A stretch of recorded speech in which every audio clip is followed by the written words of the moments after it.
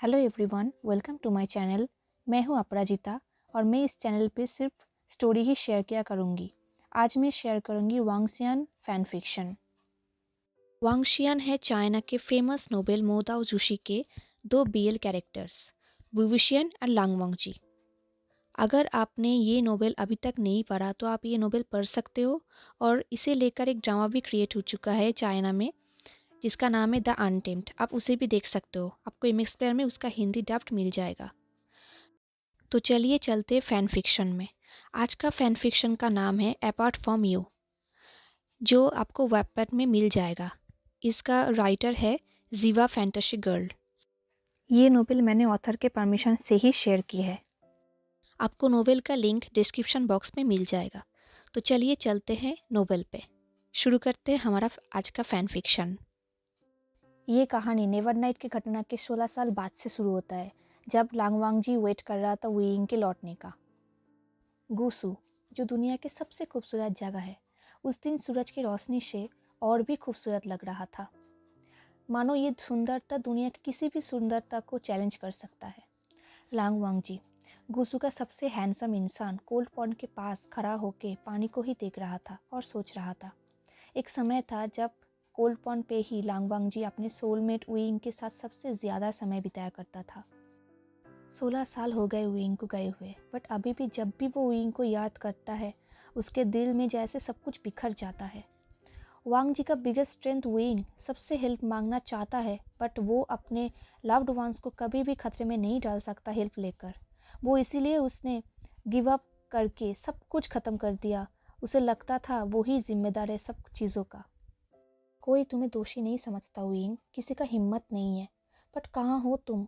Never night के दिन तुम्हारे साथ खड़े ना रहना मेरा सबसे बड़ी गलती थी। 16 सालों से मैं तुम्हारा वेट कर रहा हूँ वुयिंग। लौट आओ वुयिंग एंड लड़ो मुझसे। जितना चाहे सवाल करो कि क्यों उस दिन उस टाइम मैं तुम्हारा साथ नहीं था। अपना सुइबिया उठाओ और चैलेंज करो मुझे। जितना चाहे सजा दो मुझे, मैं कुछ नहीं कहूँगा। क्या तुम मेरे पास नहीं लौटोगे?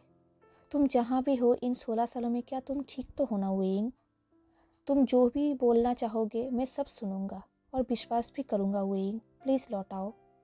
यही सब सोचते हुए वांग जी ने अपनी आंखें बंद कर ली। अपने माँ के बाद वुयिंग को ही वो सबसे ज़्यादा मिस करता है। उसकी आंखों से पानी निकल रहा था। ब्लर आंखों से उसे लग रहा था वुयिंग उसके सामने हाथ वेविंग कर रहा है एंड कह रहा है, लंजा तुम इतने लेट क्यों हो गए? मैं तुम्हारा आंखों के सामने खड़ा हूँ, क्या तुम्हें दिखाई नहीं दे रहा? लंजा ने पूछा, वुयिंग क्या तुम ठीक हो? वुयिंग ने कहा, मुझे क्या हो सकता है लांजा? भूल गए कि मैं कौन हूँ? किसी की हिम्मत है जो मुझे कुछ करेगा? जल्दी आओ यहाँ। लंजा वुयिंग की तरफ बढ़ने लगा, उसका हाथ पकड़ने के लिए एंड चेक करने के लिए कि क्या वो सच में ठीक है। वुयिंग अब लंजा के इतने पास था कि वो दोनों एक दूसरे की ब्रीथिंग भी सुन सकते थे। तभी पीछे से किसी ने आवाज़ दी, हांगवनजुन। वो सिजुई था। सिजुई ने कहा, रूरल माउंट्स में कुछ अजीब हो रहा है। लंजन तभी अपने कल्पना से बाहर आए एंड सिजुई से कहे, वहाँ जाने के लिए तैयार हो जाओ। जिंगी ने पूछा, क्या आप भी हमारे साथ आ रहे हैं? लंजन ने कोई जवाब ना देकर वहाँ से चला गया। लंजन के वहाँ से जाते हुए ही जिंगी ने सिजुई से पूछा, क्या हांगंजुन कोलपॉन में कूदने वाले थे? क्या वो उनके आंखों में आंसू थी? सिजुई ने अपने पिता को कवरिंग अप करते हुए कहा, बकवास बंद करो और चलो, वरना लेट होने के लिए हमें सज़ा मिलेगा। जिंगी ने कहा, नहीं नहीं, मैं तो सोचा ही नहीं इसके बारे में, जल्दी चलो। रूरल माउंट्स में कुछ होने की खबर सुनते ही लांजान उसके कुछ डिसिपल्स को लेकर येलिंग चले गए।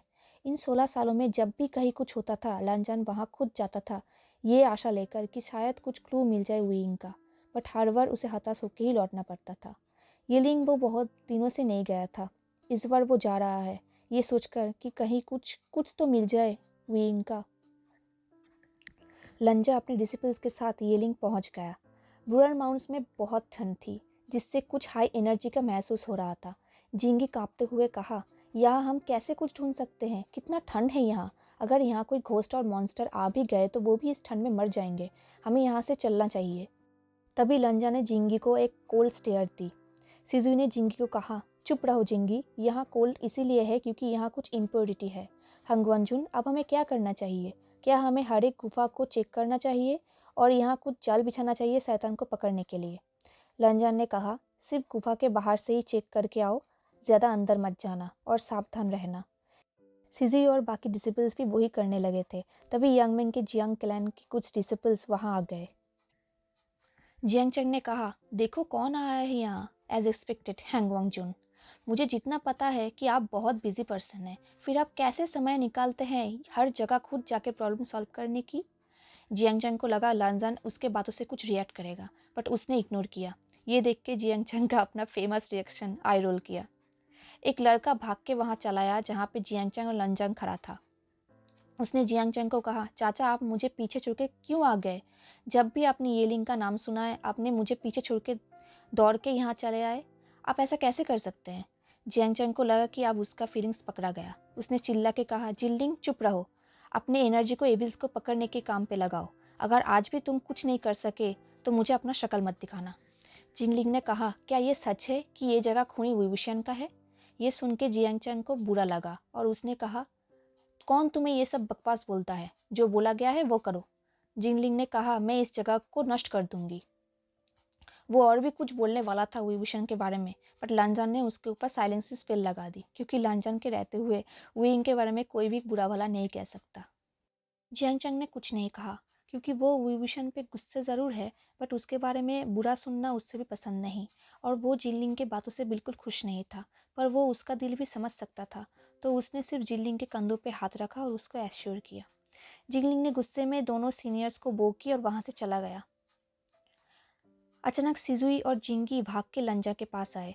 सिजुई जिंगी को कंधों से पकड़ के रखा था क्योंकि जिंगी बुरी तरीके से इंज्योर्ड था।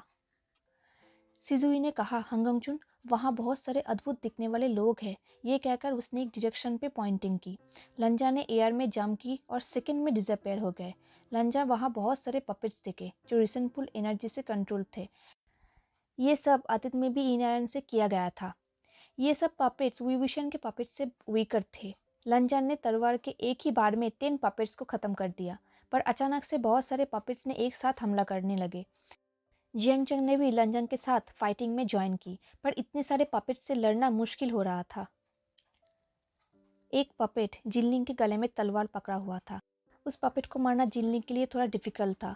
वो चाहता तो एक ही बार में वो तलवार तोड़ सकता था, बट वो तलवार उसका पिता का है जिसे वो ऑलरेडी खो चुका है, इसलिए वो उनका तलवार को डैमेज नहीं करना चाहता था। सो उसने चुपचाप खड़ा रहा जो जैसा वो पपेट चाहता था, और वो पपेट भी एक सही समय की वेट कर रहा था। जियांगचंग ने देखा जिनलिंग खतरे में है, तो उसने जोर से चिल्लाया, जिनलिंग, बट वो ऑलरेडी बहुत सारे पपेट्स से लड़ रहा था। बहुत सारे पपेट्स उसको घेर के रखे थे। सो उसके लिए ये इम्पॉसिबल था जिनलिंग को बचाने जाना। हैंग वांगचुन अपनी तलवार से जिनलिंग को बचाने ही वाला था कि वहाँ पे एक ब्लैक शैडो आके वो सारे पपेट्सों को बहुत बुरी तरीके से मार के वहाँ से डिसअपेयर हो गया। इससे जिनलिंग सेफ तो हो गया, बट वो बहुत कन्फ्यूज था कि ये हे कौन जिसने उसको बचाया। हैंग वांगचुन ने उस शैडो का पीछा किया। ये इम्पॉसिबल था कि हैंग वांगचुन के सामने कोई शैडो वहाँ से चला जाएगा और हैंग वांगचुन उसको पकड़ नहीं पाएगा। बहुत दूर जाने के बाद धीरे धीरे वो शैडो स्लो हो गया और वो कहीं जाके रुक गया। वो शैडो जाकर बुरन माउंट्स में रुक गया। ये शैडो बिल्कुल भी हैंग वांगचुन के सामने खड़ा था, वो भी अपने सिर झुका के। हैंग वांगचुन ने कहा, अगर तुम्हारा खेलना हो गया हो तो अपने आप को दिखाओ। हैंग वांगचुन के ऐसे कहते ही वो शैडो ने हैंग वांगचुन के तरफ मुड़े और अपने घुटनों पे आ गए और हैंग वांगचुन से कहे, हैंग वांगचुन, मुझे माफ़ कर दीजिए। तो गाइस, आज के लिए इतना ही। ये था पार्ट 1। तो वांगशियन लवर्स, आई होप आपको ये स्टोरी बहुत अच्छा लगा हो। अगर आपको अच्छा लगा तो ज़रूर लाइक, कमेंट और शेयर कीजिएगा और सब्सक्राइब कीजिएगा मेरे चैनल को, और मैं इसका पार्ट 2 भी जल्दी लेके आऊँगी। Bye bye, take care, stay safe and stay happy.